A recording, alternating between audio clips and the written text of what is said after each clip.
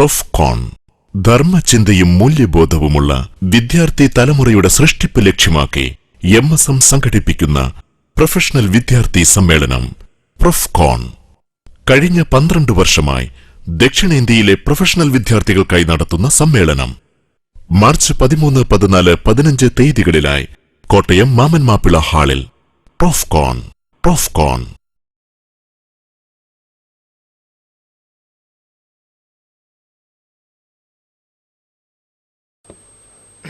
അസ്സലാമു അലൈക്കും വറഹ്മത്തുള്ളാഹി. അൽഹംദുലില്ലാഹി റബ്ബിൽ ആലമീൻ വസ്സലാത്തു വസ്സലാമു അലാ റസൂലിഹിൽ അമീൻ വഅലാ ആലിഹി വസ്സഹ്ബിഹി അജ്മഈൻ. അമ്മാ ബഅദ്. അഊദു ബില്ലാഹി മിനശ് ശൈത്വാനിർ റജീം. ബിസ്മില്ലാഹിർ റഹ്മാനിർ റഹീം. യാ ബുനയ്യ അഖിമിസ് സ്വലാത്ത വഅ്മുർ ബിൽ മഅറൂഫി വൻഹ അനിൽ മുൻകർ വസ്ബിർ അലാ മാ അസാബക ഇന്ന ദാലിക മിൻ അസ്മിൽ ഉമൂർ. ബഹുമാനരായ നേതാക്കന്മാരെ, പണ്ഡിതന്മാരെ, വിദ്യാർത്ഥിനികളെ, അള്ളാഹുവിൻ്റെ മഹത്തായ അനുഗ്രഹം കൊണ്ട് ഈ മഹത്തായ വിജ്ഞാന വിരുന്നിൽ ഇന്നലെ മുതൽ ഇൻഷാ അല്ലാഹ് ഇന്ന് ഇത് സമാപിക്കുന്നത് വരെ ഒത്തുചേരാൻ റബ്ബ് സുബ്ഹാനഹു വ തആല നമുക്ക് തൗഫീഖ് ചെയ്തിരിക്കുകയാണ്. നമ്മിൽ നിന്നും ഈ പ്രവർത്തനം അല്ലാഹു സുബ്ഹാനഹു വ തആല സ്വീകരിക്കുമാറാകട്ടെ. നമ്മുടെ പ്രൊഫ്കോൺ തുടങ്ങിയ സമയത്തുള്ള മാനസികാവസ്ഥയല്ല ഇപ്പോൾ പലർക്കും ഉള്ളത് എന്നത് ഒരു യാഥാർത്ഥ്യമാണ്. എന്താണ് അതിന് കാരണം? ഇവിടെ തുടങ്ങിയതു മുതൽ ഈ കഴിഞ്ഞ സംസാരം വരെ എന്തായിരുന്നു വിഭവം? എന്തേ നമ്മുടെ മനസ്സിലേക്ക് കിട്ടിക്കൊണ്ടിരുന്നത്? രണ്ട് അടിസ്ഥാനപരമായ കാര്യങ്ങൾ. ഒന്ന്, അള്ളാഹുവിൻ്റെ കലാമായ പരിശുദ്ധ ഖുർആൻ. 2, അതിൻ്റെ വിശദീകരണമായി പടച്ചവൻ തന്നെ വഹി നൽകിയ ഹദീസ്, പ്രവാചകന്റെ ചര്യ. ഇത് രണ്ടും നമ്മുടെ മനസ്സിനെ മെല്ലെ മെല്ലെ സ്വാധീനിക്കാൻ തുടങ്ങുമ്പോൾ എന്തെന്നില്ലാത്ത ഒരു തണുപ്പ് നമ്മുടെ മനസ്സ് അനുഭവിച്ചു കൊണ്ടിരിക്കുന്നു എന്നതൊരു യാഥാർത്ഥ്യമാണ്. പലപ്പോഴും മതപരമായ കാര്യങ്ങളെക്കുറിച്ചും മരണത്തെക്കുറിച്ചും മരണാനന്തര ജീവിതത്തെക്കുറിച്ചുമൊക്കെ ആലോചിക്കുമ്പോൾ പലരും ആഗ്രഹിച്ചു പോകും, മരണത്തിന് ശേഷം പിന്നീട് ഒന്നുമില്ലെങ്കിൽ, മരണത്തോടുകൂടി എല്ലാം തീർന്നിരുന്നുവെങ്കിൽ. അങ്ങനെ വിചാരിച്ച് മുന്നോട്ട് നീങ്ങുന്ന കുറേ ആളുകൾ നമ്മുടെ ചുറ്റുഭാഗങ്ങളിലുണ്ട്. എന്നാൽ നമ്മെ സംബന്ധിച്ചിടത്തോളം മരണാനന്തരം ഒരു ജീവിതം ഉണ്ട് എന്ന് വിശ്വസിക്കുന്നവരാണ്. അത് നമുക്ക് ബോധ്യപ്പെട്ടിട്ടുണ്ട്. നാളെ പരലോകത്ത് മരണാനന്തരമുള്ള കാര്യങ്ങൾ നേരിട്ട് അനുഭവിക്കുമ്പോൾ, നേരിൽ കാണുമ്പോൾ ചില ആളുകൾ പറയുന്ന വർത്തമാനം പരിശുദ്ധ ഖുർആനിലെ 78-ാമത്തെ അധ്യായമായ സൂറത്ത് നബ, അമ്മ യതസാഅലൂൻ എന്ന് തുടങ്ങുന്ന അധ്യായം. ആ അധ്യായത്തിന്റെ ഏറ്റവും അവസാനത്തെ ആയത്തിന്റെ ഏറ്റവും അവസാന ഭാഗത്ത് നമുക്ക് കാണാം, വയഖൂലുൽ കാഫിറു, നന്ദികേട് കാണിച്ച സത്യനിഷേധികളായ ആളുകൾ അവർ പറയും, യാ ലൈതനി കുൻതു തുറാബ, എന്റെ നാശമേ, ഞാൻ മണ്ണായി തീർന്നിരുന്നുവെങ്കിൽ എത്ര നന്നായിരുന്നു എന്ന്. ഇങ്ങനെ പറയുന്നവരാരാ? മണ്ണായി തീരുന്നതോടുകൂടി എല്ലാം അവസാനിച്ചു, പിന്നൊന്നുമില്ല എന്ന് വിചാരിച്ച ആളുകളാണ്. അല്ല, മരണത്തോടുകൂടി അവസാനിക്കുന്നില്ല എന്ന യാഥാർത്ഥ്യം അവർ കാണുമ്പോൾ പിന്നീട് നേരത്തെ അവരുടെ വിശ്വാസം ശരിയായിരുന്നുവെങ്കിൽ, മരണത്തോടുകൂടി എല്ലാം അവസാനിക്കുകയായിരുന്നുവെങ്കിൽ എത്ര നന്നായിരുന്നു എന്നവർ പറഞ്ഞു പോകും എന്ന് ഇവിടെ വെച്ച് തന്നെ അള്ളാഹു നമ്മളെ പഠിപ്പിക്കുന്നു. അതാണ് ഖുർആന്റെ പ്രത്യേകത. നിഷേധത്തിൽ ജീവിച്ചാൽ നിഷേധികൾക്ക് എന്ത് കിട്ടുമെന്നും അവിടെ അവർ പറയുന്ന വർത്തമാനങ്ങൾ പോലും ഇവിടെ വെച്ച് പരിശുദ്ധ ഖുർആനിലൂടെ അള്ളാഹു നമുക്ക് ബോധ്യപ്പെടുത്തി തരുന്നു. അപ്പോൾ കഴിഞ്ഞ ക്ലാസ്സുകളിൽ മരണാനന്തര ജീവിതത്തെക്കുറിച്ച് അതുണ്ട് എന്ന് ബോധ്യപ്പെടുന്ന ക്ലാസ്സുകൾ, തെളിവുകൾ, കഴിഞ്ഞ ക്ലാസ്സിൽ നമ്മൾ കേട്ടതുപോലെ നൂഹ് നബി അലൈഹിസ്സലാമിന്റെ കപ്പൽ ആയിരക്കണക്കിന് കിലോമീറ്ററുകൾ ഉയരമുള്ള ഒരു പർവ്വതത്തിന്റെ ജൂതി പർവ്വനിരകൾ മുകളിൽ എങ്ങനെ ഒരു കപ്പൽ എത്തി എന്നതിനെ കുറിച്ച് ചിന്തിക്കുമ്പോൾ മനുഷ്യ ചരിത്രത്തിന്റെ ആദ്യ ഘട്ടത്തിൽ നമ്മെ പഠിപ്പിച്ചിട്ടുള്ള ഒരു സംഭവമാണ് നൂഹ് നബി അലൈഹിസ്സലാമിന്റെ കപ്പലുമായി ബന്ധപ്പെട്ടത്. അത് വെറും ഒരു കഥയല്ല, അത് യാഥാർത്ഥ്യമാണ് എന്ന് മുസ്ലിങ്ങളല്ലാത്ത ശാസ്ത്രജ്ഞന്മാരാണ് നമുക്ക് പറഞ്ഞു തരുന്നത്. അപ്പൊ അതിന്റെ അർത്ഥം എന്താ? നൂഹ് നബി അലൈഹി സ്വലാം എന്നൊരു പ്രവാചകൻ ഉണ്ടായിരുന്നു. ആ പ്രവാചകൻ ഇവിടെ പ്രബോധനം ചെയ്തിരുന്നു.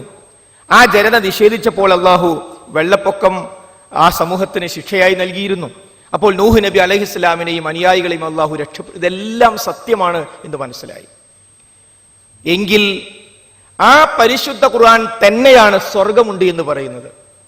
ആ പരിശുദ്ധ ഖുർആൻ തന്നെയാണ് നരകമുണ്ട് എന്നും പറയുന്നത്. നൂഹ് നബി അലൈഹി ഇസ്ലാമിന്റെ കപ്പൽ ശരി, 16-ാമത്തെ അധ്യായമായ സൂറത്തുൻ നഹ്ലിൽ തേനീച്ചയെ കുറിച്ച് പറഞ്ഞ എല്ലാ സ്ഥലത്തും സ്ത്രീലിംഗമാണ് പ്രയോഗം.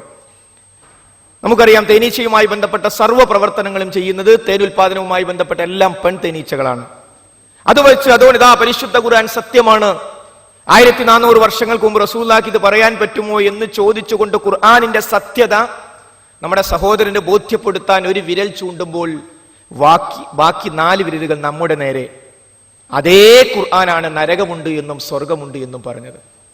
അതൊരു യാഥാർത്ഥ്യമാണ്. അപ്പോൾ ആ മരണാനന്തര ജീവിതം യാഥാർത്ഥ്യമെങ്കിൽ എത്ര സീരിയസ് ആയി നമ്മൾ അതിനെ കാണണം. ശരിക്കും മനസ്സിലാക്കണം, നമ്മൾ വെറുതെ യാത്ര ചെയ്ത് വന്നവരല്ല. നമ്മുടെ യാത്രക്കൊരു ലക്ഷ്യമുണ്ട്. ഈ കോട്ടയത്തേക്കുള്ള യാത്രയെക്കുറിച്ചാണ് ഞാൻ പറഞ്ഞത്, വെറുതെ വന്നതല്ല. മരണാനന്തരം ഒരു ജീവിതം അത് യാഥാർത്ഥ്യമല്ലെന്ന് പറയാൻ നമ്മുടെ അടുത്ത് തെളിവില്ല. ഉണ്ടെന്ന് പറയാനോ 100 കണക്കിന് തെളിവുകൾ ഉണ്ട് താനും.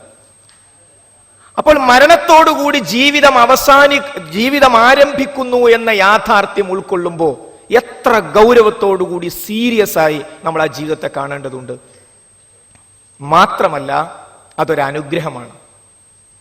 മരണാനന്തര ജീവിതം ഒരു അനുഗ്രഹമാണ് എന്നാണ് സൂറത്തുൽ ഫാത്തിഹയിലൂടെ നിരന്തരമായി നാം പറയുന്നത്. അൽഹംദുലില്ലാ എന്ന തുടക്കം. അള്ളാഹുവിനാകുന്നു സ്തുതി. എന്താ കാരണം? അവൻ റബ്ബിൽ ആലമീനാണ്, റഹ്മാനാണ്, റഹീമാണ്. തീർന്നില്ല.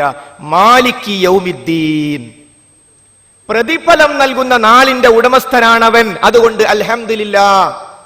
അപ്പൊ ഹംദിന്റെ ഭാഗം അവസാനിക്കുന്നത് മാലികി യൗമിദ്ദീനിലാണ്. മരണാനന്തരം ഒരു ജീവിതം നിശ്ചയിച്ചിരിക്കുന്നു എന്നതിന്റെ പേരിൽ നിരന്തരമായി നമ്മൾ പറയുന്നു അൽഹംദുലില്ലാ, അള്ളാഹുവിനാണ് സ്തുതി. നോക്കൂ, കുറെ മനുഷ്യന്മാരുടെ വികലാംഗന്മാരാ. കണ്ണു കാണാത്തവർ, ചെവി കേൾക്കാത്തവർ, കൈക്ക് സ്വാധീനമില്ലാത്തവർ, കാലിന് സ്വാധീനം, എന്തെല്ലാം തകരാറ്, എന്ത് തെറ്റാവർ പ്രത്യേകിച്ച് അവർ ചെയ്തത്? വലിയ ധനാഢ്യരും സൗകര്യമുള്ളവർ പ്രത്യേകിച്ച് എന്ത് ഗുണമാണ് അവർ ചെയ്തത്? എന്തൊരു ടെൻഷന്റെ ജീവിതമാണിത്. പരീക്ഷ ജയിച്ചപ്പോഴുള്ള സന്തോഷം, എൻട്രൻസ് എന്ന് കേട്ടപ്പോൾ പോയി, എൻട്രൻസ് പരീക്ഷയെ അഭിമുഖീകരിക്കുമ്പോൾ ആ ടെൻഷൻ, പരീക്ഷയുടെ റിസൾട്ട് വരുന്നതിനെ കുറിച്ച് ആലോചിച്ചപ്പോൾ ടെൻഷനോട് ടെൻഷൻ. റാങ്ക് കിട്ടുമോ? ആയെങ്കിൽ എത്ര? റാങ്കിൽ വന്നെന്ന് കേട്ടപ്പോൾ വിചാരിച്ച കോഴ്സ് കിട്ടുമോ? കിട്ടിയപ്പോൾ പിന്നെ റാങ്കിങ് ഉണ്ടാകുമോ? അത് കഴിഞ്ഞ് അടുത്ത ഘട്ടത്തിലേക്ക് വന്നു. അവിടെ സെമസ്റ്ററുകൾ മാറി മാറി വരുമ്പോൾ എവിടെ ഈ ടെൻഷൻ തീരുന്നത്? ടെൻഷൻ മാറി മാറി മാറി മാറി മുന്നോട്ട് പോകുന്നു. ടെൻഷൻ ഇല്ലാത്തൊരവസ്ഥ, പൂർണ്ണ ശാന്തിയുടെ ഒരവസ്ഥ ആരാണ് ആഗ്രഹിക്കാത്തത്? ആ നമ്മുടെ മനസ്സിന്റെ തേട്ടം വല്ലാഹു യദഊ ഇലാ ദാരിസ്സലാം, പടച്ച തമ്പുരാൻ നിങ്ങളെ ദാറുസ്സലാമിലേക്ക്, സമാധാനത്തിന്റെ ഭവനത്തിലേക്ക്, അഥവാ സ്വർഗത്തിലേക്ക് ക്ഷണിക്കുന്നു. ക്ഷണക്കത്താണ് പടച്ചോൻ നമുക്ക് തന്ന. അതുകൊണ്ട് ഇത് പരീക്ഷണത്തിന്റെ ലോകമാണ്. ഈ കൂടിയിരിക്കുന്ന നമ്മുടെ എല്ലാവരുടെയും ജീവിതം പരീക്ഷണമാണ്. ഇതെന്തൊരു പരീക്ഷണമാണ് പടച്ചോനെ എന്നുമാരൊക്കെ പറയാറില്ലേ? നമ്മളും പറയാറില്ലേ? അതെ, അത് ഖുർആൻ ആയത്താ. 76-ാമത്തെ അധ്യായം സൂറത്തുൽ ഇൻസാനിലെ 2-ാമത്തെ സൂക്തത്തിൽ കാണാം, ജീവിതത്തിന്റെ താല്പര്യം, ലക്ഷ്യം അത് പരീക്ഷണമാകുന്നു എന്ന്. ആ പരീക്ഷ കഴിഞ്ഞ് വരാൻ പോകുന്ന യഥാർത്ഥ ജീവിതം, അതാണ് ജീവിതം, അതാണ് നമ്മുടെ ലക്ഷ്യം. എങ്കിൽ നമ്മുടെ ജീവിതം പരിവർത്തിപ്പിക്കപ്പെടും. അവിടെ ചെയ്യേണ്ട, സൂക്ഷിക്കേണ്ട, ശ്രദ്ധിക്കേണ്ട കാര്യങ്ങൾ നമ്മൾ കേട്ടുകഴിഞ്ഞു. അതിനുള്ള വമ്പിച്ച ഒരുക്കം നമ്മുടെ ജീവിതത്തിന്റെ ഭാഗമാണ്. അവിടെ എത്തിപ്പെടാൻ, ആ നരകത്തിൽ നിന്ന് രക്ഷപ്പെടാനും സ്വർഗത്തിൽ പ്രവേശിക്കുവാനും നാം ചെയ്യേണ്ട കാര്യങ്ങൾ, അതിൽ വളരെ നിർബന്ധമായും നമ്മുടെ ഷഹാദത്ത് കലിമയോട് ചേർത്ത് വെച്ചതാണ്. എന്താണ് ഷഹാദത്ത് കലിമ? അശ്ഹദു അല്ലാ ഇലാഹ ഇല്ലല്ലാഹ്, അല്ലാഹു അവനല്ലാതെ ആരാധ്യനില്ലെന്ന് ഞാനിതാ സാക്ഷ്യം വഹിക്കുന്നു. വ അശ്ഹദു അന്ന മുഹമ്മദ റസൂലുള്ളാഹ്, നബി കരീം സല്ലല്ലാഹു അലൈഹി വസല്ലം അള്ളാഹുവിന്റെ ദൂതനാണെന്നും ഞാനിതാ സാക്ഷ്യം വഹിക്കുന്നു. നോക്കൂ, അവിടെ പദം എന്താണ്? അശ്ഹദു, ഞാൻ സാക്ഷ്യം വഹിക്കുന്നു. അഖൂലു, ഞാൻ പറയുന്നു എന്നല്ല. അല്ലാഹുവല്ലാതെ മറ്റൊരു ഇലാഹില്ലെന്ന് ഞാനിതാ പറഞ്ഞിരിക്കുന്നു. മുഹമ്മദ് നബി അള്ളാഹുവിന്റെ പ്രവാചകനാണ്, ഞാനിതാ പറഞ്ഞിരിക്കുന്നു അല്ല. എന്നെ നോക്കിയാൽ, എന്റെ സംസാരം കേട്ടാൽ, എന്റെ നടപടിക്രമങ്ങളിലൂടെ, എന്നിലൂടെ മറ്റുള്ളവർക്ക് മനസ്സിലാകും ആരാധനക്ക്, പ്രാർത്ഥനക്ക്, നേർച്ചക്ക്, വഴിപാടുകൾക്ക്, ഇബാദത്തുമായി ബന്ധപ്പെട്ട ഏതൊരു കാര്യത്തിനും ലോകത്തിന്റെ സൃഷ്ടാവല്ലാതെ മറ്റൊരാളും അർഹനല്ല എന്ന് ഞാൻ പറഞ്ഞിരിക്കുന്നു എന്നല്ല. ദാ എന്നെ നോക്കൂ, എന്നിലേക്ക് നോക്കൂ, എന്റെ നടപടിക്രമങ്ങൾ ശ്രദ്ധിക്കൂ, മറ്റുള്ളവർക്ക് ആ കാര്യം ബോധ്യപ്പെടും. അതേപോലെ എനിക്ക് ജീവിതത്തിനൊരു മാതൃകയുണ്ട്. എല്ലാ രംഗത്തും എന്റെ മാതൃക മഹാനായ നബി കരീം സല്ലല്ലാഹു അലൈഹി വസല്ലമയാണ്. അതിനും നമ്മൾ സാക്ഷിയാണ്. നോക്കൂ, സൂറത്തുൽ അസ്ർ നമുക്ക് ഏവർക്കും കാണാതെ അറിയുന്ന പരിശുദ്ധ ഖുർആനിലെ ഏറ്റവും ചെറിയ അധ്യായങ്ങളിൽ ഒന്നാണ് സൂറത്തുൽ അസ്ർ. ആ സൂറത്തുൽ അസ്റിൽ നരകത്തിൽ നിന്ന് രക്ഷപ്പെടാനുള്ള 4 കാര്യങ്ങൾ റബ്ബ് സുബ്ഹാനഹു വ തആല കാലത്തെ സാക്ഷി നിർത്തിക്കൊണ്ട്, കഴിഞ്ഞുപോയ കാലമുണ്ട്, ഇപ്പോഴുള്ള കാലമുണ്ട്, വരാനിരിക്കുന്ന കാലമുണ്ട്. കാലത്തിന്റെ സൃഷ്ടാവ് പടച്ചവനാണ്. ആരാണോ കാലത്തിന്റെ സൃഷ്ടാവ്, അതുകൊണ്ട് പടച്ചവന് കാലല്ല. പടച്ചവന് കാലമില്ല എന്നത് അറിയാത്തോണ്ടാണ് വരാനിരിക്കുന്ന കാര്യമൊക്കെ പടച്ചോനെ അറിയില്ലെന്നാണ്. വരാനിരിക്കുന്ന എന്നുള്ള എവിടുന്ന് വന്നതാ? നമ്മുടെ തലത്തിലേക്ക് പടച്ചോനെ താഴ്ത്തി കൊണ്ടുവന്നു. പടച്ചവന് കാലമില്ല. മനസ്സിൽ കുറിച്ചു വെച്ചോളൂ, പടച്ചവന് കാലമില്ല. പടച്ചവന്റെ സൃഷ്ടിയാണ് കാലം. പടച്ചവന്റെ സൃഷ്ടിയായ കാലത്തെ സാക്ഷ്യം വെച്ചുകൊണ്ട് പറയുന്നു, ഇന്നൽ ഇൻസാന ലഫീ ഖുസ്ർ, തീർച്ചയായും മനുഷ്യൻ നഷ്ടത്തിലാണ്. ഒരു ശ്രദ്ധിച്ചു പോകുന്ന പദപ്രയോഗം. മനുഷ്യൻ നഷ്ടത്തിലോ? അപ്പൊ എല്ലാരും അതിൽ പെടുവോ? അറിയാതെ ആ മനുഷ്യന് നമ്മളും പെടില്ലേ? എന്നിട്ടൊരു അവസാനായത്ത്, ഇല്ലല്ലദീന ആമനു വഅമിലുസ് സ്വാലിഹാത്തി വതവാസൗ ബിൽ ഹഖ് വതവാസൗ ബിസ്സബ്ർ. ഒരു വിഭാഗം ഒഴികെ, ആ ഒരു വിഭാഗത്തിന്റെ പ്രത്യേകത അവർ ഈമാനുള്ളവരാണ്, വിശ്വാസമുള്ളവരാണ്. വിശ്വാസ കാര്യങ്ങളെല്ലാം അതിൽ പെടും. വിശ്വാസം മാത്രമാണോ? അല്ല, ആ വിശ്വാസത്താൽ പ്രചോദിതമായി പ്രവർത്തിക്കുന്നവരാണ്. വെറുതെ പ്രവർത്തിക്കല്ല. കുറെ ആളുകളുടെ നന്മ ചെയ്യുന്നില്ലേ? ആ നന്മയല്ല, പരലോകമുണ്ട് എന്ന വിശ്വാസത്താൽ പ്രവർത്തിക്കുക. വിശ്വാസം, പടച്ചവനെ കുറിച്ച്, പടച്ചവന്റെ തൃപ്തി കിട്ടണം, സ്വർഗത്തിൽ പോകണം എന്ന വിശ്വാസത്താൽ പ്രചോദിതമായി അമലുകൾ ചെയ്യുക. ഈമാനുണ്ട്, അമലുണ്ട്, കഴിഞ്ഞോ? ഇല്ല. വതവാസൗ ബിൽ ഹഖ്, താൻ മനസ്സിലാക്കിയ ആ വിശ്വാസവും അതനുസരിച്ചുള്ള കർമ്മങ്ങളും പിടിച്ചു വെക്കാൻ കഴിയോ? ചുറ്റുഭാഗങ്ങളിലെ ആൾക്കാരെ അടുത്ത് പറഞ്ഞു കൊടുക്കാതിരിക്കാൻ പറ്റുമോ? കഴിയില്ല. കാരണം അവൻ ഉറപ്പാണ് മരിച്ചാൽ ജീവിതമുണ്ട്, തൊട്ടടുത്തിരിക്കുന്ന സുഹൃത്തിന് ജീവിതമുണ്ട്, എന്നെ നേരത്തെ ഫോണിൽ വിളിച്ച സുഹൃത്തിന് ജീവിതമുണ്ട്, എന്റെ പെങ്ങൾക്ക് മരണാനന്തര ജീവിതമുണ്ട്. അപ്പൊ പറഞ്ഞു കൊടുക്കണം. അത് സ്വയം ഉൾക്കൊണ്ടുകൊണ്ട്, തവാസോ എന്ന് പറഞ്ഞാൽ വെറുതെ പറയല്ല, സ്വയം ഉൾക്കൊണ്ടുകൊണ്ട് അത് സത്യത്തെ ഉപദേശിക്കുക. ഈ കാര്യം വെറുതെ നടക്കില്ല, ക്ഷമ വേണം. ആ കാര്യങ്ങൾ നടത്തുമ്പോൾ പൂവമ്പഴം ഇരിഞ്ഞെടുക്കുന്നത് പോലെ സന്തോഷവും സംതൃപ്തിയും അല്ല ഉണ്ടാവുക. പരിഹാസങ്ങൾ വരാം, ടെൻഷനുകൾ വരാം, പലതരത്തിലുള്ള പരീക്ഷണങ്ങൾ വരാം. ക്ഷമ കൊണ്ട് പരസ്പരം ഉപദേശിക്കുകയും ചെയ്യുന്ന ഈ 4 സ്വഭാവങ്ങൾ ഒത്തിണങ്ങിയ ഒരു വിഭാഗം നരകത്തിൽ നിന്ന് രക്ഷപ്പെടും, നഷ്ടത്തിൽ നിന്ന് രക്ഷപ്പെടും. അതുകൊണ്ട് അറിയുക, സൂറത്തുൽ അസ്ർ നമ്മളെ പഠിപ്പിക്കുന്നത് സ്വർഗത്തിൽ പ്രവേശിക്കാൻ, നരകത്തിൽ നിന്ന് രക്ഷപ്പെടാൻ, ഈ നാം മനസ്സിലാക്കിയ സത്യത്തെ മറ്റുള്ളവർക്ക് പറഞ്ഞു കൊടുക്കുക എന്നത് നമ്മുടെ ബാധ്യതയാണ്. നമ്മൾ എഴുതി കൊടുത്ത കുറിപ്പുകളിൽ ചില സംശയങ്ങളിൽ ഒന്ന് അതാണ്. നമ്മളൊക്കെ പ്രവാചകന്മാരുടെ കാലശേഷം സാധാരണക്കാരായ നമ്മളൊക്കെ ഈ പ്രവർത്തനം ചെയ്യേണ്ടതുണ്ടോ? അതിനുള്ള ഉത്തരമാണ് സൂറത്തുൽ അസ്ർ. പിന്നീട് ഞാൻ എന്റെ തുടക്കത്തിൽ ഓതി വെച്ച പരിശുദ്ധ ഖുർആനിലെ 31-ാമത്തെ അധ്യായം, സൂറത്തുൽ ലുഖ്മാനിലെ 17-ാമത്തെ സൂക്തം. സൂറത്തുൽ ലുഖ്മാൻ പേര് കിട്ടാൻ തന്നെ കാരണം ഒരു പിതാവ് മകന് നൽകുന്ന വിശദമായ ഉപദേശമുണ്ട്. നമ്മളൊക്കെ കാണാതെ പഠിക്കേണ്ട, ഇടക്കിടക്ക് ഓതി നോക്കേണ്ടതാണ് ആ ഉപദേശങ്ങൾ. അങ്ങോട്ട് പ്രവേശിക്കാൻ സമയമില്ല. തന്റെ ലുഖ്മാൻ അലൈഹിസ്സലാം തന്റെ മകന് ഉപദേശം കൊടുക്കുമ്പോൾ ഫസ്റ്റ് ഷിർക്കിൽ നിന്ന് ആരംഭിച്ച്, മോനെ ഷിർക്ക് ചെയ്യരുത് എന്ന് പറഞ്ഞ് തുടങ്ങി. പിന്നീട് താഴോട്ട് വരുമ്പോൾ കാണാം, യാ ബുനയ്യ, പൊന്നുമകനെ, അഖിമിസ്സലാ, നീ നമസ്കാരം നിലനിർത്തണം. തീർന്നില്ല, വഅ്മുർ ബിൽ മഅറൂഫി വൻഹ അനിൽ മുൻകർ, നീ സദാചാരം കൊണ്ട് കൽപ്പിക്കുകയും ദുരാചാരത്തെ വിരോധിക്കുകയും വേണം, അഥവാ നന്മ കൽപ്പിക്കുകയും തിന്മ വിരോധിക്കുകയും വേണം. വസ്ബിർ അലാമ അസ്വാബക, നിനക്ക് ബാധിച്ചിട്ടുള്ളതിൽ നീ ക്ഷമ കൈക്കൊള്ളണം. എന്നിട്ട് ആയത്ത് അവസാനിക്കുന്നത് ഇന്ന ദാലിക മിൻ അസ്മിൽ ഉമൂർ, ഖണ്ഡിതമായി നിർദ്ദേശിക്കപ്പെട്ട കാര്യങ്ങളിൽപ്പെട്ടതാണത്. ഒരിക്കലും ഒഴിവാക്കാൻ പറ്റാത്തതല്ലേ നമസ്കാരം? ക്ഷമയില്ലാതെ ജീവിതം മുന്നോട്ട് കൊണ്ടുപോകാൻ സാധിക്കുമോ? ഈ ക്ഷമയുടെയും നമസ്കാരത്തിന്റെ ഇടക്ക് വെച്ചു കൊടുത്തു വഅ്മുർ ബിൽ മഅറൂഫ് വൻഹ അനിൽ മുൻകർ, നന്മ കൽപ്പിക്കുകയും തിന്മ വിരോധിക്കുകയും ചെയ്യുക. ഇതിലപ്പുറം ഒരു തെളിവ് ആവശ്യമില്ലല്ലോ. അപ്പോൾ എല്ലാ മുസ്ലിങ്ങളുടെയും ബാധ്യതയാണ് മനസ്സിലാക്കിയ സത്യം. സത്യത്തിൽ ഏറ്റവും വലിയ സത്യം എന്താ? ഫഅലം, മുഹമ്മദേ നീ അറിയണം, നീ പഠിക്കണം, നീ മനസ്സിലാക്കണം. അന്നഹു ലാ ഇലാഹ ഇല്ലല്ലാഹ്, 47-ാമത്തെ അധ്യായം സൂറത്ത് മുഹമ്മദിലെ 19-ാമത്തെ സൂക്തം. ഫഅലം, നീ അറിയണം, നീ പഠിക്കണം, നീ മനസ്സിലാക്കണം. അന്നഹു ലാ ഇലാഹ ഇല്ലല്ലാഹ്, കാര്യം അല്ലാഹു അവനല്ലാതെ ആരാധ്യനില്ല എന്ന വിഷയം. അതാണ് ഏറ്റവും വലിയ വിവരം. ഈ വിവരം ഒരാൾക്ക് കിട്ടിയത് അയാൾ അനുസരിച്ചാൽ ആത്യന്തികമായി അയാൾ രക്ഷപ്പെട്ടു, അയാൾ സ്വർഗത്തിനുള്ള യോഗ്യത നേടി. അതാണ് തൗഹീദ്, ലാ ഇലാഹ ഇല്ലല്ലാഹ് എന്ന ആശയം. ഉത്തരേന്ത്യയിൽ IAS പാസ്സായി കലക്ടർ സ്ഥാനം ഏറ്റെടുക്കാൻ പോകുന്ന വ്യക്തി മനുഷ്യ ദൈവത്തിന്റെ കാല് കഴുകിയ വെള്ളം കുടിച്ചു. നമ്മൾ പത്രവാർത്ത വായിച്ചില്ലേ? നമ്മളിങ്ങനെ ഹോട്ടലിൽ കയറുമ്പോൾ നമുക്ക് 2 പേർക്ക് വേണ്ടി 2 ഗ്ലാസ് വെള്ളം കൊണ്ട് വെച്ചിട്ടുണ്ട്. അപ്പൊ നമ്മളൊരു ഗ്ലാസ് എടുത്ത് ഇത്തിരി കുടിച്ചു. അപ്പൊ അടുത്ത ആള് വന്നപ്പോ അയാള് നമ്മൾ കുടിച്ചോന്നറിയില്ല, നമ്മൾ കുടിച്ച ആ ഗ്ലാസ് എടുത്ത് അത് ഞാൻ കുടിച്ചാന്ന് പറയും. വൃത്തിബോധമാണത്, വൃത്തിബോധം. ഒരു IAS പാസ്സായ മനുഷ്യൻ തന്നെ പോലെയുള്ള ഒരു മനുഷ്യന്റെ കാല് കഴുകുക, എന്നിട്ട് അത് കുടിക്കുക. ആര്? വിവരമില്ലാത്ത ആളാ. അയാൾക്ക് എന്തിന്റെ കുറവാണുള്ളത്? അയാൾക്ക് ഇതിന്റെ കുറവാണുള്ളത്. ഇതിന്റെ കുറവ് ഈ അറിവ് കിട്ടിയില്ല, ഈ അറിവ് കിട്ടിയില്ല. ഏതറിവ്? താൻ ആരാധിക്കേണ്ടത് എന്റെ സൃഷ്ടാവിനെയാണെന്ന ഏറ്റവും വലിയ അറിവ്.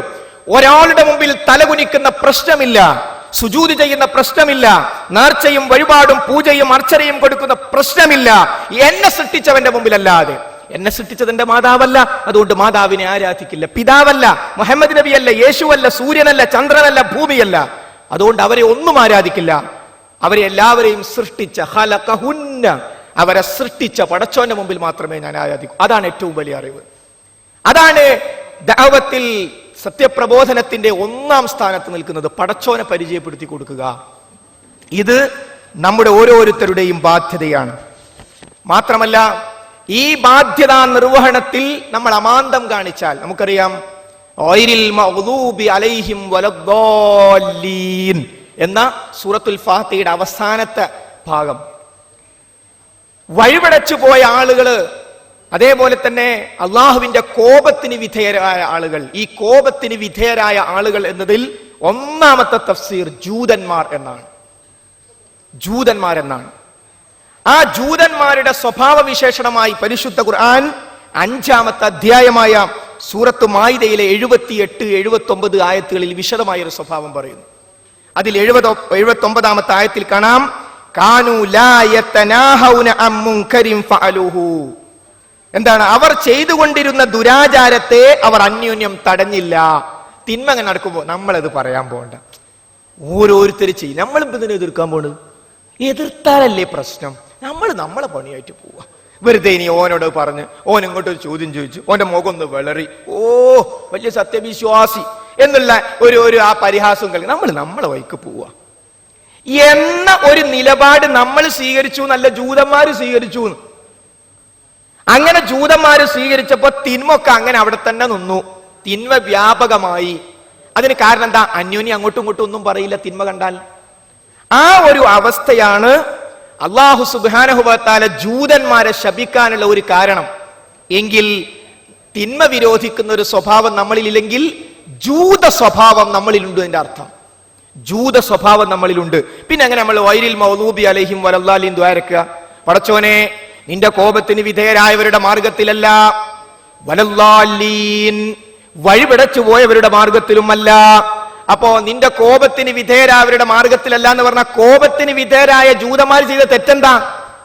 അവർ ചെയ്ത തെറ്റുകൾ ഖുർആൻ എണ്ണി എണ്ണി പല ഇടങ്ങളിലായി പറയുന്നതിൽ ഒന്ന് കാനൂ ലാ യതനാഹൗന അൻ മുൻകരിൻ ഫഅലൂഹു, അവർ ചെയ്തുകൊണ്ടിരുന്ന ദുരാചാരത്തെ അവർ പരസ്പരം അന്യോന്യം ഉപദേശിച്ചില്ല, തടഞ്ഞില്ല, വിരോധിച്ചില്ല. ഈ സ്വഭാവം നമ്മളിൽ ഒരിക്കലും ഉണ്ടാകുവാൻ പാടില്ല. അപ്പൊ അതുകൊണ്ട് നമ്മുടെ ജീവിതത്തിന്റെ ഭാഗമായി മനസ്സിലാക്കിയ സത്യത്തെ അന്യോന്യം പറഞ്ഞു. ഇത് കേൾക്കുമ്പോൾക്ക് ഒരു മൗലവിയാണെന്നാ ഇപ്പൊ നിങ്ങൾ പറയുന്നത്. അല്ല, നമ്മൾ ഈ സെമസ്റ്ററിന്റെ തിരക്കിൽ മറ്റേ തിരക്കിലൊന്നും ഇവിടെ വന്നതാ. വിളിച്ച് പിന്നെ മെസ്സേജും പിന്നെ ഫോണും പിന്നെ കത്തും, അവസാനം എന്നാ പിന്നെ ബസ്സിൽ കയറി കുത്തിരിക്കാൻ വിചാരിച്ചു ഇങ്ങോട്ട് വന്നത്. ഇനിയിപ്പോ നിങ്ങളിപ്പോ എന്താ പറയുന്നത്? ഇനിയിപ്പോ ഖുർആൻ ക്ലാസ്സുമായിട്ട് നടക്കണം എന്ന് നിങ്ങളാരുടെ മനസ്സ് ചോദിക്കുന്നല്ല. പക്ഷേ അങ്ങനെ ഒരു ചിന്തയുണ്ടെങ്കിൽ നമ്മൾ ദഅവത്തിനെ വേറെ എന്തോ ഒന്നായി കണ്ടിരിക്കുന്നു. അതിന്റെ അർത്ഥം വേറെന്തോ ഒരു സംഗതിയായി കണ്ടിരിക്കുന്നു. നമ്മുടെ ജീവിതത്തിന്റെ ഭാഗമായി നമ്മളിൽ ഉണ്ടാകേണ്ടത്. ഒറ്റ ഉദാഹരണം ഇവിടെ കിട്ടിയ ചോദ്യങ്ങളിൽ ഒന്നെന്താ അറിയോ? ഒരു ചോദ്യം, ഈ ക്രിസ്മസ് കേക്ക് മുറിക്കുമ്പോൾ അവിടെ നമുക്ക് പങ്കെടുക്കാൻ പറ്റുമെന്നാ. എന്താ അത് എപ്പോഴാ മുറിക്കുന്നു അതിൽ പറഞ്ഞിട്ടുണ്ട്. ആ യേശു ജനിച്ച സമയം നോക്കിയിട്ട് എല്ലാവരും കുഴിന്ന് ഹാപ്പി ക്രിസ്മസ് എന്ന് പറഞ്ഞിട്ട് ഇത് മുറിക്കും. അപ്പൊ അതിൽ പങ്കെടുക്കാൻ പറ്റുന്ന ആ ചോദ്യം ചോദിച്ച ആളെ പറ്റി ഞാൻ പറയുന്നു പാവം, ആത്മാർത്ഥമായി പാവം. എന്തേ? ആ പാവത്തിന് ലാ ഇലാഹ ഇല്ലല്ലാഹ് മനസ്സിലായിട്ടില്ല, അത്രേ ഉള്ളൂ.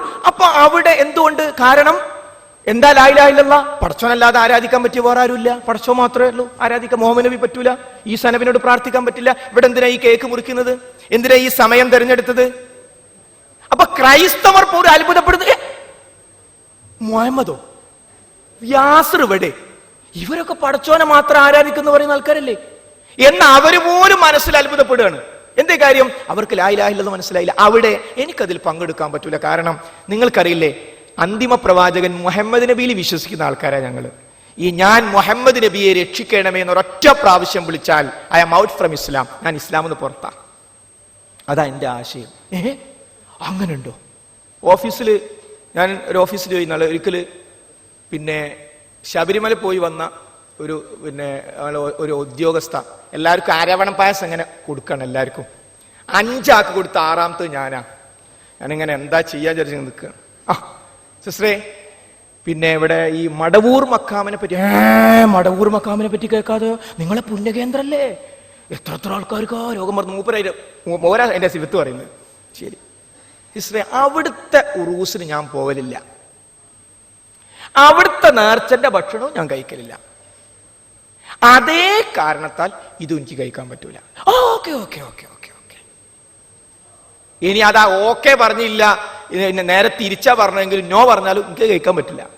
പക്ഷേ അവിടെ ഞാനൊരു വലിയ ദഅവത്തെടുത്ത് അറിയാൻ നല്ലപ്പോൾ പറഞ്ഞു. നിങ്ങളെ ചോദ്യം വന്നോണ്ടാ. അതായത് എന്തുകൊണ്ട് നമ്മളത് കഴിക്കുന്നില്ല നമുക്കാദ്യം അറിയണ്ടേ. അത് കഴിച്ചില്ലേ വർഗീയവാദിയാന്ന് വിചാരിച്ചാളോ എന്നാ ഇബ്ലീസ് ഇങ്ങനെ വരിക. ഒരു വർഗീയവാദവും ഇല്ല. ഏകദൈവ ആരാധനക്കെതിരാണിത് എന്ന ഒരൊറ്റ നിലപാട് നമ്മൾ രണ്ടാളോട് പറഞ്ഞാൽ നമ്മളെ അബ്ദുറഹ്മാനൊക്കെ കൊടുക്കണ്ട, എന്ന് വെച്ചാൽ ഓലെ ബിലീഫിനത് എതിരാണ്, ഓലെ വിശ്വാസത്തിനെതിരാണ് എന്ന് പറയും. പിന്നെ കുറച്ച് കഴിഞ്ഞാൽ ക്യാമ്പസിലെ മുസ്ലിം ഓരോ ഒഴിവാക്കിയാൽ ഒരു മറ്റു മാര്യങ്ങളും നമുക്ക് ഉൾപ്പെടുത്താം, അത് ഓരോ വിശ്വാസത്തിനെതിരാണ്. ഇതിങ്ങനെ മിണ്ടാണ്ട് ഉത്തിരിക്കും, എന്നിട്ട് അശ്ഹദു അല്ലാ ഇലാഹ ഇല്ലല്ലാഹു അഷ്ഹദു റസൂലുള്ളാഹി അത് പറയുകയും ചെയ്യും. അതാണ് വിഷയം.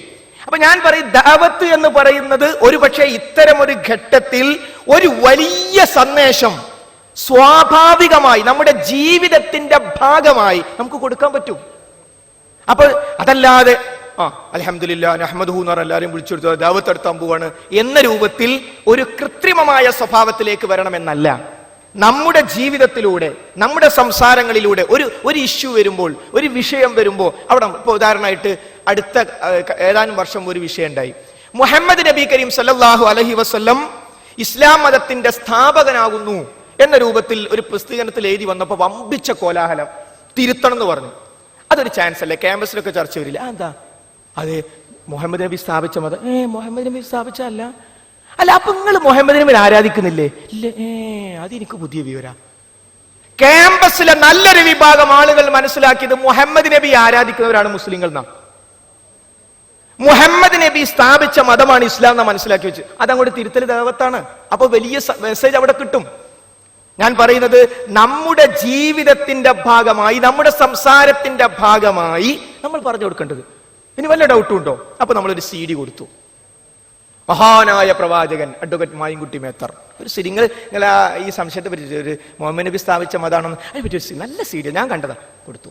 അല്ലാതെ ഇതൊരു CD ആകുന്നു, നിങ്ങൾ കാണേണ്ടതാകുന്നു, അല്ലെങ്കിൽ നരകത്ത് പോവും എന്ന് പറയുമ്പോൾ എന്ത് പറ്റി? ഒരു പോഫ് കഴിഞ്ഞപ്പോൾ എന്തൊരു മാറ്റം ഉണ്ടല്ലോ? അതല്ല, സ്വാഭാവികമായിട്ട് നിങ്ങൾ ആ മുഹമ്മദ് നബിയെ പറ്റുന്ന ഒരു സംശയം പറഞ്ഞല്ലോ, നല്ലൊരു CD അയാൾ കേട്ടല്ലോ, നല്ല ഒരു പറയും നല്ല CD ആണെന്ന്.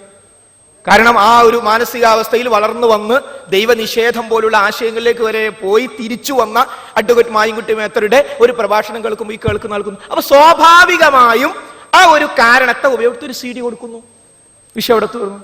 ഇങ്ങനെ ഒരു സ്വാഭാവികത ആയി നമ്മൾ ചെയ്യേണ്ട പ്രവർത്തനമാണ് ദാവത്ത്. അത്രേ ഉള്ളൂ.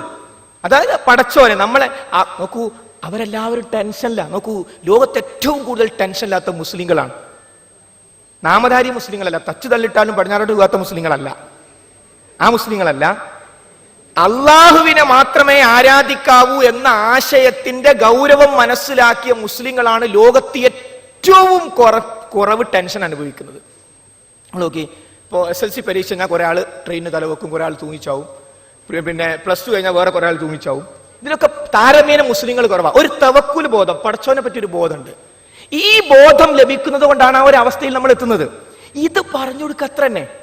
അള്ളാഹു ആരാണെന്നറിയാത്ത ക്യാമ്പസിലെ വിദ്യാർത്ഥികളുണ്ട്, പടച്ചോൻ ആരാന്നറിയാത്ത. അത് നമ്മൾ തൃശ്ശൂർ സമ്മേളനത്തിൽ, പക്ഷേ തൃശ്ശൂർ സമ്മേളനത്തിൽ പങ്കെടുത്ത ആളുകൾ ഇതിൽ വളരെ കുറവായിരിക്കും. ടിക്കാറാം നീന എന്ന് പറഞ്ഞ നമ്മുടെ തൃശ്ശൂർ ജില്ലാ കലക്ടറായിരുന്നു ആശംസ പറയാൻ വന്നത്. മൂപ്പര് അശാബാങ്ക് കൊടുത്തപ്പാണ് അവിടെ നിർത്തി. പിന്നെ എണീറ്റ് മൂപ്പര് പറഞ്ഞു, അല്ലാഹു അക്ബർ, എനിക്കറിയാം അക്ബർ ചക്രവർത്തി മഹാൻ. അയാളെ പറ്റി നമ്മൾ എന്ത് പറയണം? പാവം എന്ന് പറയണ്ടേ? രണ്ടാമത്തെ ഉത്തരവാദികൾ ആരാ? അവിടെ കൂടിയ ഇവിടെ കൂടിയ നമ്മൾ ഓരോരുത്തരും. അള്ളാഹു ആരാണെന്ന് പരിചയപ്പെടുത്തുന്ന ഒരു CD, ഒരു ബുക്ക്ലെറ്റ്, ഒരു പാംഫ്ലെറ്റ് നമ്മൾ കൊടുത്തില്ല അദ്ദേഹത്തിന്. ഇതേപോലെ എത്ര അദ്ദേഹങ്ങൾ നമ്മുടെ കോളേജ് ക്യാമ്പസിലുണ്ട്. ചില ആൾക്കാർ പറയും, ഞങ്ങളെ ഇങ്ങോട്ട് പോരാൻ നേരം പിന്നെ മറ്റേ പാർട്ടിക്കാർ നിങ്ങൾ പോവല്ലേ എന്ന് ചോദിച്ച് ബെരട്ടി എന്നൊക്കെ പറഞ്ഞു. ബെരട്ടൂലേ വരട്ടാണ്ടിക്കുവോ? പറഞ്ഞു കൊടുക്കേണ്ടത് എന്താ സംഭവം? ഇതാ ഞങ്ങൾ പിന്നെ പ്രോഫ്കോൺ പോയതാ, ഈ CD നിങ്ങൾ കൂടി. ഞങ്ങൾ പ്രോഫ്കോണിൽ കോട്ടയത്ത് ചർച്ച ചെയ്ത CD ആണ്, ഒന്ന് കേട്ടുനോക്കി. അത് പെട്ടെന്ന് കേട്ടോന്നില്ല, നിങ്ങൾ CD വേണ്ടൊക്കെ പറയും. എന്നാലും ഒന്ന് ശ്രമിച്ചൊന്ന് കൊടുത്താൽ സംശയം തീരും. അപ്പൊ ഞാൻ പറഞ്ഞുകൊണ്ടുവരുന്നത്, ദഅവത്ത് എന്ന് പറയുന്നത് നിസ്കാരത്തോട് ചേർത്ത് പറഞ്ഞ കാര്യമാണല്ലോ. നമുക്ക് പോയി ചെയ്യാൻ പറ്റുമോ? നിങ്ങൾ പറഞ്ഞൊക്കെ ശരി. ഈ തിരക്കിനിടക്ക് അല്ലെങ്കിൽ തന്നെ മനുഷ്യന് പഠിക്കാനോ അതിന് സമയങ്ങളില്ല. അതിന്റെ ഇടയ്ക്കിന് ഇപ്പൊ ഇതും കൂടി ഒന്നുമില്ല, ഇതും കൂടിയല്ല. അത് നമ്മുടെ ജീവിതത്തിന്റെ ഭാഗം. ഒരു സുബഹി നിസ്കരിക്കാതെ വിട്ടുപോയാൽ, ഒരശ നിസ്കരിക്കാൻ മറന്നുപോയാൽ, ഇന്നലെ അശ നിസ്കരിച്ചിട്ടില്ല, ഇന്ന് സുബഹി നിസ്കരിച്ചിട്ടില്ല, എന്തൊരു പ്രയാസമായിരിക്കും ഇല്ലേ? എങ്കിൽ അതേപോലെ ഒരു പ്രയാസം ഇന്ന് ഒരാളോട് ഒരു സംസാരിക്കാൻ കഴിഞ്ഞില്ലല്ലോ. എത്ര ചാൻസുകൾ നമ്മുടെ മുമ്പിലേക്ക് വരും. അത്തരം അവസരങ്ങളെ ഉപയോഗപ്പെടുത്തി ജീവിതത്തിന്റെ ഭാഗമായി സ്വഭാവം. അപ്പൊ വേറൊരു ഗുണോട് കിട്ടും. എന്താ അറിയോ? നമ്മള് നാലാൾ കള്ളുടിക്കാൻ തീരുമാനിച്ചാൽ ഓനെ വിളിക്കണ്ടേ, അവനെ പറ്റില്ല, വെറുതെ വിളിച്ച് വശലാണ്ടാണ്. അത് വലിയൊരു സംരക്ഷണം. മറ്റു നമ്മൾ വിചാരിക്കും, ഒരു കോളേജ് ഡേ അന്നൊരു 2 പെഗ് അടിക്കാൻ വിളിച്ചിട്ട് വലിയ സത്യവിശ്വാസിയാ, ഈ മാതിരി എത്ര സത്യവിശ്വാസം നമ്മൾ കണ്ടതാ. അപ്പൊ നമ്മൾ ഏതായാലും പരിഹാസം കേൾക്കണ്ട, പഠിച്ചൊരു ദ്വാരനക്ക വിളിക്കുക. ഈ ഒരു അവസ്ഥയിലേക്ക് എത്താതിരിക്കാൻ നമുക്ക് സ്വയം ഒരു സംരക്ഷണം കിട്ടാൻ, നമ്മൾ ഇതിന്റെ ആളാണ്, ഒരു വക്താവാണെന്ന് കണ്ടാൽ അത് വല്ലാത്തൊരു സാധനം, ഭയങ്കര വിശ്വാസമാണ്. അല്ല 5 നേരം നിസ്കരിക്കാം, പിന്നെ ബഹുമാനം വരും. പിന്നെന്തോ പ്രശ്നം ഉണ്ടെങ്കിൽ നമ്മളോട് പറയാൻ തുടങ്ങും. ഇത് സ്വാഭാവികമായി ഉണ്ടായിത്തീരുന്നു. അതുകൊണ്ട് എന്താ, ഇൻഫീരിയറിറ്റി കോംപ്ലക്സ് ആദ്യം ഒഴിവാക്കണം. ഇസ്ലാമാണ്. ചില ആൾക്കാരുണ്ട് നാട്ടിൽ ചെന്നാൽ അസ്സലാമു അലൈക്കും സലാം വറഹ്മത്തുള്ളാഹി വബറകാതുഹു, ക്യാമ്പ് അസ്സലാമു അലൈക്കും വഅലൈക്കും സലാം സലാം പറയുന്നുണ്ട്. ഓന് സലാം പറഞ്ഞ ഇഷ്ടായില്ല. നബി പറഞ്ഞത് വഅലൈക്കും സലാം വറഹ്മത്തുള്ളാഹി എന്ന് കുറച്ച് കൂട്ടി പറയണ. ഇവന് ഇഷ്ടപ്പെട്ടില്ല സലാം പറഞ്ഞത്. ഇനി മേലാൽ ഇത് ആവർത്തിക്കരുത് എന്ന് കേൾക്കാൻ. ചില ആൾക്കാരുണ്ട് നാട്ടിലൊക്കെ ഭയങ്കര ദീനീ പ്രവർത്തനമൊക്കെ ഈ ക്യാമ്പസിൽ നിന്ന് ഒളിച്ചെടുക്കും. എംഎസ്മാരുണ്ടോ? എന്നെ അറിയണ്ട പടച്ചോനെ, എന്റെ അഡ്രസ് എങ്ങാൻ കിട്ടിയാ കുടുങ്ങിയല്ലോ. ഒന്ന് മര്യാദയ്ക്ക് നിൽക്കേണ്ടി വരും, ഖുർആൻ ക്ലാസ്സിന് പോകേണ്ടി വരും, റമദാൻ തറാവീന് പോകേണ്ടി വരും. ഇപ്പൊ എടിയാണ്. അപ്പൊ അതുകൊണ്ട് നമ്മൾ ഇത് മറച്ചു വെച്ചാൽ നമ്മൾ നശിക്കും. മയക്കുമരുന്നിന്റെ ഉടമയായി, വൃത്തികേടിന്റെ ഉടമയായി, എന്തിനാണ് ഇവനെ ഡോക്ടറാകാനും എഞ്ചിനീയർ ആകാനും പറഞ്ഞയച്ചത് എന്ന് സമൂഹം ചോദിക്കുന്ന അവസ്ഥയിലേക്ക് നമ്മൾ തിരിച്ചു നാട്ടിലെത്തും, ഈ കൂട്ടായ്മയിൽ നമ്മൾ ചേർന്നിട്ടില്ലെങ്കിൽ. അതുകൊണ്ട് എന്തിന് ദഅവത്ത് എന്ന ചോദ്യത്തിന്റെ ഉത്തരം വമൻ യശ്കുർ ഫഇന്നമാ യശ്കുറു ലിനഫ്സിഹി. ആരെങ്കിലും നന്ദി ചെയ്താൽ അവൻ അവനോട് തന്നെ, അവൾ അവളോട് തന്നെയാണ് നന്ദി ചെയ്യുന്നത്. വമൻ കഫറ, ആരെങ്കിലും നിഷേധിച്ചാൽ, നന്ദികേട് കാണിച്ചാൽ, ഫഇന്നല്ലാഹ ഗനിയ്യുൻ ഹമീദ്, അല്ലാഹു സുബ്ഹാനഹു വ തആല ധന്യനാണ്, സ്തുത്യർഹനാണ്. പടച്ചവനൊന്നും സംഭവിക്കാനില്ല. അതുകൊണ്ട് എന്തുകൊണ്ട് ഈ സത്യം പ്രോഫ്കോൺ എന്തിനു സംഘടിപ്പിച്ചു? ഇതിന്റെ ഭാരവാഹികളെ MSMന്റെ ഭാരവാഹികളാക്കിയപ്പോൾ അവരുടെ ഉത്തരവാദിത്തമാണ് വിദ്യാർത്ഥി തലമുറയിലെ വ്യത്യസ്ത തലങ്ങളിലുള്ളവർക്ക് പരലോകവും തൗഹീദും പഠിപ്പിച്ചു കൊടുക്കണമെന്ന ഉത്തരവാദിത്തം ഇതിന്റെ ഭാരവാഹികളുടെ മേലാണ്. അത് നിർവഹിച്ചില്ലെങ്കിൽ, ആ ഉത്തരവാദിത്തം നിർവഹിക്കാത്തതിന്റെ പേരിൽ അവർക്ക് ശിക്ഷ കിട്ടും. അതേപോലെ നമ്മൾ മനസ്സിലാക്കിയ ഈ സത്യം നമ്മുടെ ചുറ്റുഭാഗങ്ങളിൽ പറഞ്ഞു കൊടുത്തിട്ടില്ലെങ്കിൽ അതിനെക്കുറിച്ച് നമ്മളോട് ചോദിക്കും. അതുകൊണ്ട് ദഅവത്ത് നടത്തണം. അപ്പോ ആ നിലക്ക് നമ്മുടെ ക്യാമ്പസുകളിൽ വളരെ സ്വാഭാവികം, പ്രത്യേകിച്ച് ഈ ടെൻഷൻ പിടിച്ച അന്തരീക്ഷത്തിൽ നമ്മൾ പരിശുദ്ധ ഖുർആന്റെ അടിസ്ഥാനത്തിൽ ഇത് പറഞ്ഞു കൊടുക്കാൻ വളരെ എളുപ്പം. പക്ഷെ നമ്മളൊന്ന് തയ്യാറാകണം. വഖാല ഇന്നനി മിനൽ മുസ്ലിമീൻ, ഞാൻ മുസ്ലിങ്ങളിൽപ്പെട്ടവനാണ്. പടച്ചോന് കീഴ് നോക്കൂ, നമ്മുടെ അടുത്തുള്ള ആദർശത്തിന് അത്ര ശക്തി, അത്ര വലിയ ആദർശം ലോകത്ത് വേറെ ആരെങ്കിലും എടുത്തുണ്ടോ? യേശുവിന് മുമ്പ് ജനങ്ങൾ ആരെ ആരാധിച്ചു? ഉത്തരല്ല. ശ്രീരാമൻ ജനിക്കുന്ന മുമ്പ് ആരാധിച്ചു? ഉത്തരല്ല. മൊയ്തീൻ ഷെയ്ഖ് ജനിക്കുന്ന മുമ്പ് ആരാധിച്ചു? ഉത്തരല്ല. എന്നാ നമുക്ക് ഉത്തരണ്ട്. എന്നെന്നുള്ള പടച്ചോനെ ആരാധിക്കുക, എന്നെന്നുമുള്ള പടച്ചോനെ ആരാധിക്കുക. ഇതിലും വലിയൊരു ആദർശം വേറെന്തെങ്കിലും ഉണ്ടോ? അപ്പൊ ക്യാമ്പസ് എന്ന് ഉറച്ചു പറയാൻ പറ്റുന്നതാണ്, നമ്മെ എല്ലാവരെയും സൃഷ്ടിച്ച പടച്ചോനെ മാത്രം ആരാധിക്കുക. കാരണം പരലോകമുണ്ട്, മരണാനന്തര ഒരു ജീവിതമുണ്ട്, അവിടെ രക്ഷപ്പെടാൻ. അപ്പൊ ഈ സന്ദേശത്തിന്റെ പ്രചാരകരായി നമ്മൾ ഓരോരുത്തരും മാറുക. അടുത്തതെന്താ? ഇത് എങ്ങനെ നിർവഹിക്കണം? നമ്മളിങ്ങനെ വിചാരിച്ചൊന്ന് പറയണമെന്ന്, അപ്പൊ ഒരു മടി. അപ്പോഴാണ് വേറൊരാൾ അപ്പുറത്തുണ്ട്, ഓനും പ്രോഫ്കോണിൽ പങ്കെടുത്തിട്ടുണ്ട്, അല്ലെങ്കിൽ അവനും ഈ ആശയമുണ്ട്, അവനൊന്ന് ആലോചിച്ച്, അങ്ങനെ 2 ആളായി 3 ആളായി. അങ്ങനെ കൂട്ടായി നിർവഹിക്കുക എന്നതും മതപരമായി നാം പഠിപ്പിക്കപ്പെട്ടതാണ്. ഇസ്ലാമിലെ എല്ലാ കാര്യങ്ങളും അങ്ങനെ. യാത്ര പോകുമ്പോൾ 3 ആളുണ്ടെങ്കിൽ ഒരു അമീർ വേണം. നിങ്ങൾ ബസ്സിൽ ഇങ്ങോട്ട് വരുമ്പോൾ ഒരു അമീർ ഇല്ലെങ്കിൽ തിരിച്ചു പോകുമ്പോൾ ഒരു അമീർ വേണം. യാത്ര പോകുമ്പോൾ 3 ആളുണ്ടെങ്കിൽ ഒരാൾ അമീറായി വേണം. ഇസ്ലാമിന്റെ നിയമമാണ്. അത്രയും പ്രാധാന്യത്തോടുകൂടിയാണ് പഠിപ്പിച്ചത്. മഹാനായ റസൂലുള്ളാഹി സ്വല്ലല്ലാഹു അലൈഹി വസല്ലം പറയുന്നു, അലൈക്കും ബിൽ ജമാഅ, നിങ്ങൾ സംഘടിതമായി നിലകൊള്ളുക. വ ഇയ്യാകും വൽ ഫുർഖ, നിങ്ങൾ ഭിന്നിപ്പിനെ സൂക്ഷിക്കുക. ഫഇന്ന ശൈത്താന മഅൽ വാഹിദി വഹുവ മിനൽ ഇസ്നൈനി അബ്അദു, പിശാച് ഒറ്റയാളായി പോകുന്ന ആൾക്കാരൊപ്പം ആയിരിക്കും, 2 ആളുള്ള അടുത്ത് അവൻ അകന്നു നിൽക്കും. മൻ അറാത ബുഹബത്തൽ ജന്ന, ആരെങ്കിലും സ്വർഗ്ഗത്തെ ആഗ്രഹിക്കുന്നുവെങ്കിൽ ഫൽയൽസമിൽ ജമാഅ, അവൻ സംഘത്തോട് ചേർന്ന് നിൽക്കട്ടെ. അപ്പൊ സംഘടിതമായി നിൽക്കുക, ഒരേ ആശയമുള്ള. എന്താ സംഘം? നമ്മളെ വീട്ടിലുള്ള ആൾക്കാരൊക്കെ ഒരു സംഘം. എന്താ? എൻ്റെ വാപ്പ അബ്ദുള്ളാണ്, എൻ്റെ ഉമ്മ നഫീസാണ്, എൻ്റെ അനിയന്റെ വാപ്പ അബ്ദുള്ളാണ്, ഉമ്മ നഫീസാണ്. അങ്ങനെ ഞങ്ങൾ 7 മക്കളുണ്ട്. ആ 7 മക്കൾ ഒരർത്ഥത്തിൽ ഒരു ജമാഅത്താണ്. എന്നാൽ അതൊരു കുടുംബമാണ്. പക്ഷെ ആ കുടുംബം പരലോകത്തെത്തിയിട്ട് ഒരുത്തൻ ശിർക്ക് ചെയ്താൽ നരകത്തിലേക്ക് പോകും. ആ കുടുംബം അവിടെ വിലപ്പോവില്ല. എന്നാൽ നമ്മുടെ ക്യാമ്പസിൽ, നമ്മുടെ നാട്ടിൽ ഒരു ആദർശ കുടുംബമുണ്ട്. അതെന്താ ലക്ഷ്യം? ഉമ്മയും ബാപ്പന്റെയും പേര് പറഞ്ഞതുപോലെ ഇവനും ഞാനും സ്വർഗത്തിൽ പോകാൻ ഇതല്ലാതെ ഒരു വഴിയില്ല, പടച്ചോനെ മാത്രം ആരാധിക്കലാണ് പരലോകം ഉണ്ടെന്ന് മനസ്സിലാക്കിയിരിക്കുന്നു. അതുകൊണ്ട് അവനും നമ്മളും യോജിക്കുന്നു. അങ്ങനെ ഒറ്റക്കെട്ടായി പോവുക. പിന്നെ അടുത്ത്, നിങ്ങൾ പറഞ്ഞൊക്കെ ശരി, പക്ഷെ നമുക്ക് വിവരമല്ലല്ലോ. നിങ്ങൾ പറഞ്ഞ ആയത്തൊന്ന് എഴുതിയെടുക്കാൻ അറബിയും കൂടി നമുക്ക് അറിയില്ല.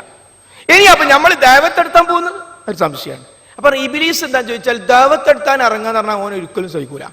അപ്പം കുറെ ന്യായമായിട്ട് വരും. അതിൽപ്പെട്ട ന്യായമാണ് ഒന്നെന്ത്, നമുക്ക് വിവരമല്ലല്ലോ. മഹാനായ റസൂലുള്ളാഹി സ്വല്ലല്ലാഹു അലൈഹി വസല്ലം അടുത്ത് ഒരാൾ വന്നു, അബൂ ദർറുൽ ഗഫാരി റളിയല്ലാഹു അൻഹു. അദ്ദേഹം വന്നിട്ട് ഇസ്ലാമിനെ കുറിച്ച് പഠിച്ചു. 4-5 മിനിറ്റ് മുപ്പര് പഠിച്ചു. എന്താ? ഇസ്ലാമിന്റെ ബേസ് ലാ ഇലാഹ ഇല്ലല്ലാഹ്, പടച്ചോനല്ലാതെ ആരാധിക്കാൻ പാടില്ല, പരലോകമുണ്ട്, ഞാൻ അള്ളാഹിന്റെ പ്രവാചകൻ. നബി പറയും, ഈ നാട്ടിൽ പോയിട്ട് പറഞ്ഞു കൊടുക്കുന്ന. നാട്ടിലേക്ക് പോകുന്ന വഴിക്കുണ്ട് കഅബാലെ അന്ന് ഓരോ കയ്യില, അതിന്റെ ഉള്ളിൽ നിറച്ച് ഇബ്രാഹിം നബിന്റെ വിഗ്രഹം, ഇസ്മായിൽ നബിനെ വെച്ചിട്ട് അവിടെ നിന്ന് ജനങ്ങൾ ആരാധിക്കുകയാണ് ഇബ്രാഹിം നബി. എന്താ മനുഷ്യന്മാര് ഇബ്രാഹിം നബിനെ ആരാധിക്കുന്നത്? പടച്ചോനല്ല ആരാധിക്കണ്ടേ? മൂപ്പർക്ക് ഇത് മനസ്സിൽ വെക്കാൻ പൊട്ടിപ്പോയി. നബിയുടെ നാട്ടിൽ പോയിട്ട് പറഞ്ഞോന്നാ എല്ലാരും കൂടി നന്നായി പെരുമാറി. നബി പറഞ്ഞോ ഈ വിവരല്ലാണ്ട് ഓരോ പണിക്ക് കെട്ടിന്ന് ചോദിച്ചല്ല. നബി അദ്ദേഹത്തെ ചീത്ത പറഞ്ഞു. എന്ന് പറഞ്ഞാൽ 5-6 മിനിറ്റ് കൊണ്ട് കിട്ടിയ വിവരാണത്. എന്ത്? പടച്ചോനല്ല. ഈ വിവരല്ലാത്ത ആരാ ഈ മുകളിലും താഴത്തിരിക്കുന്ന കൂട്ടത്തിലുള്ളത്? പടച്ചോനല്ലാതെ വേറെ ആരെയും ആരാധിക്കാൻ പാടില്ല. അതെന്നെ വിവരം. എന്തിനാ പടച്ചോനെ മാത്രം ആരാധിക്കണം? പരലോകമുണ്ട്. അപ്പൊ എന്താ ചെയ്യേണ്ടത്? നബി പറഞ്ഞപ്പോൾ ചെയ്യാൻ ഇത്രന്നെ ഉള്ളൂ. ഇതാ ഇസ്ലാം. ഇത് മനസ്സിലായാൽ നമ്മൾ മറ്റുള്ളവരോട് പറയണം. അതുകൊണ്ട് അതിന്റെ അർത്ഥം വിവരം ഉണ്ടാക്കേണ്ട നന്നായി അറിവ് സമ്പാദിക്കണം, കഴിയുന്നിടത്തോളം അറിവ് സമ്പാദിക്കണം, ഒരു സംശയമില്ല. സൂറത്ത് ത്വാഹയുടെ 114 സൂക്തം ഇവിടെ സൂചിപ്പിച്ചു. റബ്ബി സിദ്നി ഇൽമാ, അല്ലാഹുവേ എനിക്ക് നീ അറിവ് വർദ്ധിപ്പിച്ചു തരണമേ. വളരെ ചെറിയ ദുആ, അപ്പൊ തന്നെ കാണാതെ പഠിച്ചാളി. റബ്ബേ സിദ്നി, എനിക്ക് നീ വർദ്ധിപ്പിച്ചു തരണമേ ഇൽമാ, അറിവിനെ. റബ്ബി സിദ്നി ഇൽമാ, റബ്ബേ രക്ഷിതാവേ എനിക്ക് നീ അറിവ് വർദ്ധിപ്പിച്ചു തരണമേ എന്ന ആ പ്രാർത്ഥന. അങ്ങനെ അറിവ് സമ്പാദിച്ചുകൊണ്ടിരിക്കുമ്പോൾ സ്വാഭാവികമായും നമ്മുടെ മേശപ്പുറത്തൊരു ഖുർആൻ പരിഭാഷ വരും. ഇതെന്താ ഖുർആനോ? എനിക്ക് തൊടാൻ പറ്റുമോ? എന്താ തൊട്ടതാ? കൈ വെക്കല്ലേ. അങ്ങോട്ട് കയറുന്ന പോയിട്ടുണ്ട്. പിന്നെ ഖുർആൻ തൊട്ടാ കണ്ണു പൊട്ടി പോകുന്നു. ഓൻ വലിയ പ്രൊഫഷണൽ കോഴ്സ് ഒക്കെ അന്ന് മനസ്സിലാക്കിയപ്പോഴുണ്ട്. എനിക്ക് തൊട്ടതാ ഇംഗ്ലീഷ് പരിഭാഷത, മലയാള പരിഭാഷത കൊടുക്കുക, ഹദീസ് കൊടുക്കുക. അങ്ങനെ നമ്മുടെ ടേബിളിൽ ഖുർആൻ, ഹദീസ്, അവിടെ വേറൊരു CD. അങ്ങനെ അറിയാതെ ഒരു ഇസ്ലാമിനെ പരിചയപ്പെടുന്ന ഒരു ടേബിളായി നമ്മളിത് മാറുന്നു. അതിന്റെ അർത്ഥം ബാക്കി സെമസ്റ്ററൊക്കെ ആയിട്ട് മാറ്റി വെച്ചത് അതിന് തുടങ്ങാന്ന് പറഞ്ഞിട്ട് ഖുർആൻ ക്ലാസ് തുടങ്ങണം എന്നല്ല. അതൊക്കെ നടക്കുമ്പം തന്നെ രാവിലെ ഒരു 10 മിനിറ്റ് ഖുർആൻ ഓതാൻ ആരെങ്കിലും ഒന്ന് വന്നാൽ പോയി. ആർക്കും ഒഴിവില്ലാത്തത് ഭയങ്കര സെമസ്റ്റർ അത്രേ. ഏകദിന ക്രിക്കറ്റ് മുഴുവൻ അവൻ കാണുകയും ചെയ്യും.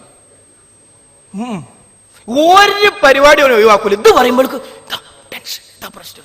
സമയമല്ല. ഇബ്ലീസ് പറഞ്ഞിരുന്നാണ് സമയം ആർക്കല്ലാത്ത സമയമുണ്ട്. അതുകൊണ്ട് സമയമുണ്ടാക്കി ഈ പ്രവർത്തനങ്ങൾ നമ്മൾ നടത്തുക. ഞാൻ വീണ്ടും പറയുന്നു, ജീവിതത്തിന്റെ ഭാഗമായി സ്വാഭാവികമായി ഇതിന്റെ ഒരു വക്താവായി നമ്മൾ മാറിയാൽ നമുക്ക് സമാധാനമുണ്ടാകും, നമ്മൾ രക്ഷപ്പെടും. അപ്പൊ സ്വാഭാവികമായി അതിന്റെ ഗുണങ്ങൾ, നിസ്കാരം കൃത്യമായി നിർവഹിക്കുക, നമ്മുടെ സ്വഭാവരംഗത്തുള്ള സംസ്കരണം, ഗുണകാംക്ഷ, ആരെങ്കിലും തോൽപ്പിക്കില്ല, അവർ രക്ഷപ്പെടണം എന്ന ഗുണകാംക്ഷ, വിനയം പോലെയുള്ള സ്വഭാവം നമ്മളിലേക്ക് വരും. ആ നിലക്ക് ഈ പ്രോഫ്കോൺ കഴിഞ്ഞ് തിരിച്ച് നമ്മുടെ ക്യാമ്പസിലേക്ക് പോകുമ്പോൾ ഏത് തിരക്കിനിടക്കും ഏറ്റവും വലിയ ആ സ്വർഗമാകുന്ന വീട്ടിലേക്ക് നമ്മുടെ സുഹൃത്തുക്കളെ, നമ്മുടെ നാട്ടുകാരെ, നമ്മുടെ ഒപ്പം ഇരിക്കുന്ന ആളുകളെ ക്ഷണിക്കുക എന്ന ആ ഉത്തരവാദിത്വം നിർവഹിക്കുന്നതിനെ കുറിച്ച് ശരിക്കും ആലോചിക്കുക. അല്ലാഹു സുബ്ഹാനഹു വ തആല നമുക്ക് തൗഫീഖ് നൽകുമാറാകട്ടെ. വ ആഖിറു ദഅവാന അനിൽ ഹംദുലില്ലാഹി റബ്ബിൽ ആലമീൻ. അസ്സലാമു അലൈക്കും വറഹ്മത്തുള്ളാഹി.